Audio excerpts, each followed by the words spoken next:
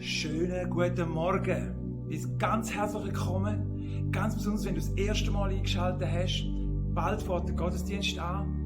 Und mich begeistert der Gedanke immer wieder, dass es kein Zufall ist, dass du heute Morgen hier bei uns eingeschaltet hast. Nicht, weil wir die beste Predigt haben oder die beste Gemeinde wären, sondern weil Gott in Beziehung führt, in Gemeinschaft führt. Und so dürfen wir miteinander den Gottesdienst feiern. Ich freue mich. Du von daheim aus, wir da. Wir können, wo immer wir auch sind, Gott erleben. Und so darfst du damit rechnen, dass Gott heute Morgen in dein Leben, in deine Situation hineinspricht. Aber wir sind auch geschaffen für Gemeinschaft. Und ganz besonders nach dem langen Jahr, wo wir hinter uns haben, wo wir so eingeschränkt waren, freuen wir uns, dass wir wieder im grossen Gottesdienst feiern, dass wir wieder in eine gewisse Normalität zurückfinden. Jetzt aber zum heutigen Morgen. Am 10 vor 10 wirst du dann circa zum Live-Predigt zugeschaltet. Und ganz neu jetzt wollen wir, dass du daheim deine persönliche Zeit mit Gott kannst erleben und leben. Und darum wirst du in den nächsten 20 Minuten durch eine Zeit von der Vorbereitung, von der Stille, vom Gebet, von der Fürbitte geführt, so dass du das, was wir hier erleben, für dich persönlich auch erleben kannst. Ohne dass du jetzt aber einfach irgendwie uns musst zulassen, sondern dass du deine persönliche, geistliche Zeit hast mit deinem Gott, dort wo du bist, und du wirst ihn erleben. Ich wünsche dir eine ganz gute Zeit. Wir sehen uns gerade live am 10 vor 10 zu der Predigt.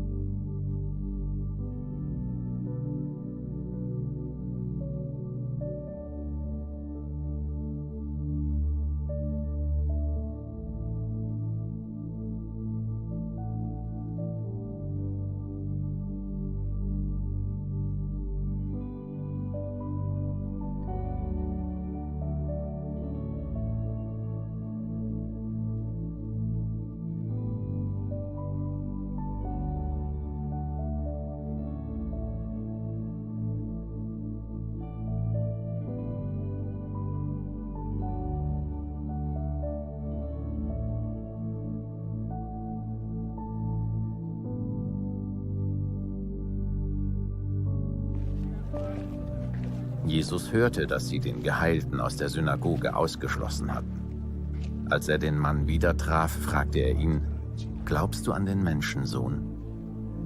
Herr, sag mir, wer es ist, damit ich an ihn glauben kann, erwiderte der Geheilte. Du hast ihn schon gesehen, und in diesem Augenblick spricht er mit dir, gab sich Jesus zu erkennen. Ja, Herr, rief jetzt der Mann, ich glaube. Und er warf sich vor Jesus nieder. Jesus sagte: Ich bin in diese Welt gekommen, damit sich an mir die Geister scheiden. Die Blinden sollen sehen können, aber alle Sehenden sollen blind werden.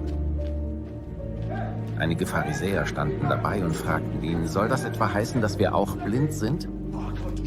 Jesus antwortete: Wärt ihr tatsächlich blind, dann träfe euch keine Schuld. Aber ihr sagt ja, wir können sehen.